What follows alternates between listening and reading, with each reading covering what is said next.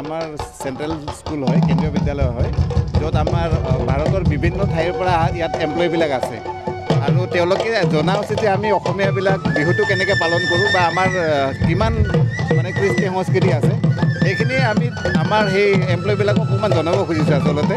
সেইকাৰণে আমি সৰুকৈ হ'লেও এইখিনি আমি ইয়াতে পাতিছোঁ। আমাৰ প্ৰায় 75 ষ্টাফ আছে, তাৰে ভিতৰত আধাতকৈ বেছি আমাৰ অসমৰ বাহিৰৰ হয়।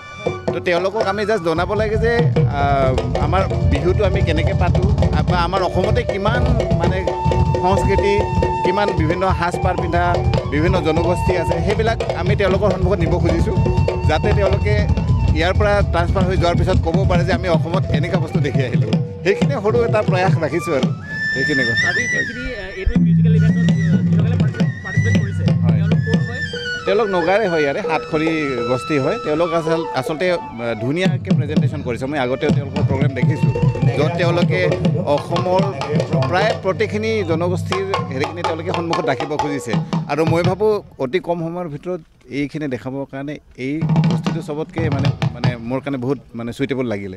সেইকাৰণে মই তেওঁলোকৰ লগত অলপ যোগাযোগ কৰিলোঁ, তেওঁলোকে যাতে আহি আমাৰ অসমৰ সংস্কৃতিখিনি আমি বাহিৰৰ মানুহবিলাকৰ সন্মুখত দেখাব পাৰোঁ যে আমি ইমান ধৰণে ধনী হয়। সেইখিনি মোৰ সাধাৰণ প্ৰয়াস এটা আৰু ঠিক আছে।